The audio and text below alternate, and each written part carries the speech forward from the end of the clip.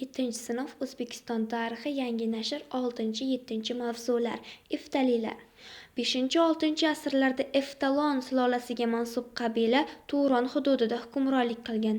Manbalarda Iftalilar, Eftallar, Iftalitlar, Haytallar kabi turli nomlar bilan atalgan Iftalilar qabilalari ittifoqiga asos solgan.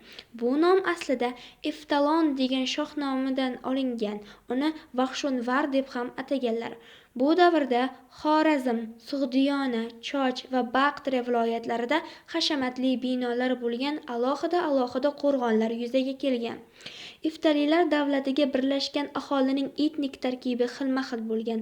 Iqtisodiy savdo munosabatlarining izchil yo'lga qo'yilishi mamlakatda dehqonchilik, sun'iy sug'orish, chorvachilik, bog'dorchilik, hunarmandchilik kabilarning ravnaq topishiga asos bo'lgan.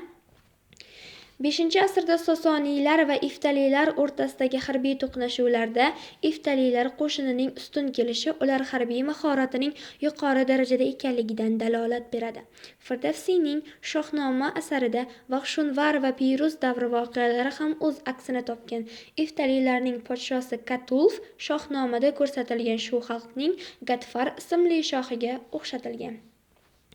Iftalilar 5-asr boshlarida mamlakatimiz hududiga sharqdan kirib kelganlar.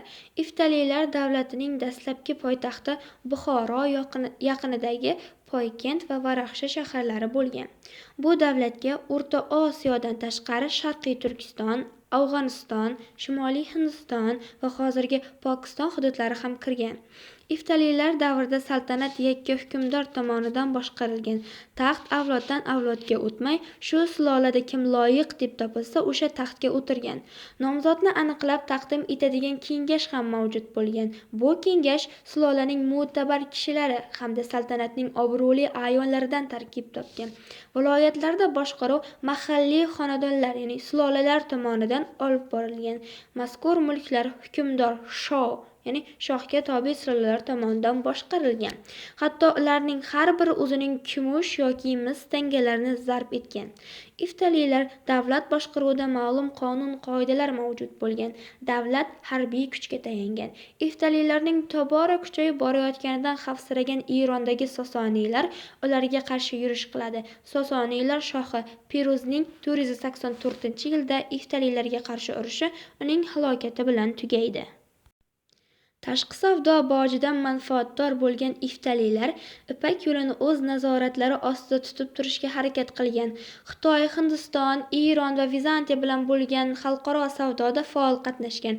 Ipak yo'li savdosi Sosoniy savdogarlari bilan raqobatda asosan Sug'diylar vositachi rolni o'ynardi. Ichki va tashqi savdo munosabatlarida Iftalilar dastavval Sosoniy hukmdorlarining kumush tangalaridan keng foydalanadilar. Bundan tashqari Buxoro, Poykent, Vardona, Naqshab, Samarqand va Xorazmda mahalliy hokimlar tomonidan chiqarilgan chaqatangalar mamlakatning ichki savdosida keng muomalada bo'lgan. Bu davrda Turonda shisha-sozlik rivojlangan. Shishalar rangdorligi, yarqiroqligi va tiniqligi jihatdan Vizantiya shishasidan ustun turgan. Xitoy imperatorlari o'z saroylarini bezashda Turondan keltirilgan rangli shishadan foydalanganlar. Turon aholisining bir qismi Sug'd tilida, ikkinchi qismi esa turkiy tilda so'zlashgan. Bu davrda Sug'd tili xalqaro savdo tili sifatida Yettisuv, Sharqiy Turkiston, Farg'ona va Xitoy hududlarida muomalada bo'lgan. Iftalilar alifbosi Baqtriya yozuvi asosida shakllangan. Mazkur alifbo 25 harfdan iborat bo'lgan. Iftalilar davrida ham bolalarga yoshligidan ta'lim va tarbiya berilgan.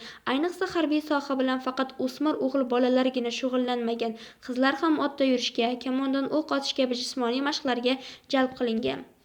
Iftalilar asosan Zardushtiylikka e'tiqod qilishgan, shuningdek davlatda tangrichilik, buddaviylik, moniylik, mazdakiylik e'tiqodlari ham tarqalgan. Shaharlarda nestorianlar va yahudiylar jamoalari ham bo'lgan. Turon aholisining madaniy an'analari qo'shni mamlakatlar tasviriy uslublari bilan uyg'unlashib, 4-5 asrlar madaniyatining shakllanishida mustahkam poydevorga aylangan. Iftalilar ulkan hududda boshqaruvni qo'lga kiritgach, obod dehqonchilik vohalari, rivojlangan shahar va qishloqlarni bog'lab turuvchi savdo yo'llariga ega bo'ldilar.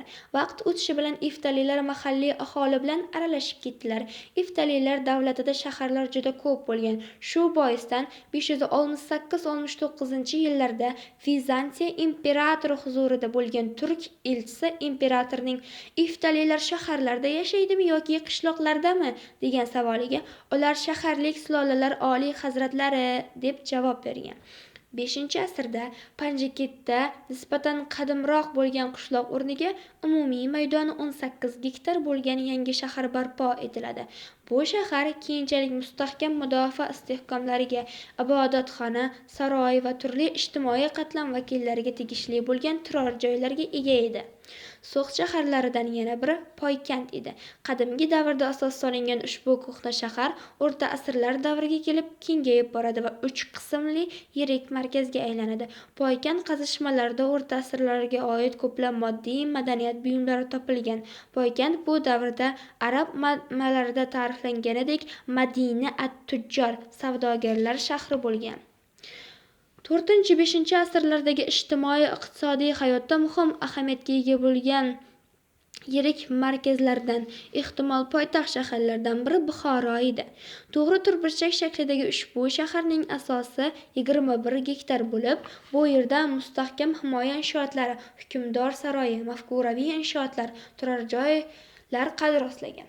Buxoro 4-asrdan boshlab Turonning yirik madaniy va iqtisodiy markazlaridan biri bo'lgan.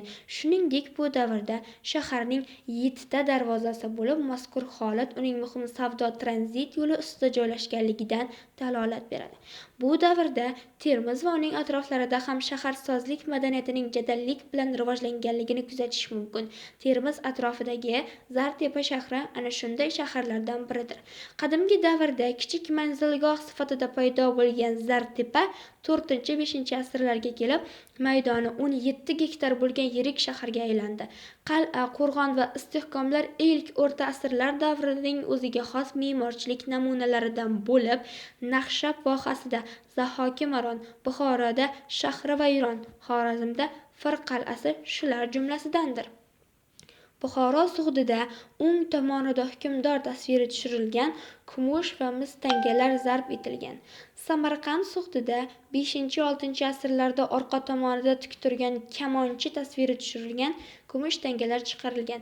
Naqshab, ya'ni Qarshi vohasida o'ng tomonida podsho bosh qismi tasviri tushirilgan mahalliy kumush va mis tangalar muomalada bo'lgan. Xorazmda esa old tomonida hukmdor boshi, orqa tomonda otliq chavandoz tasviri tushirilgan kumush va mis tangalar zarb etildi.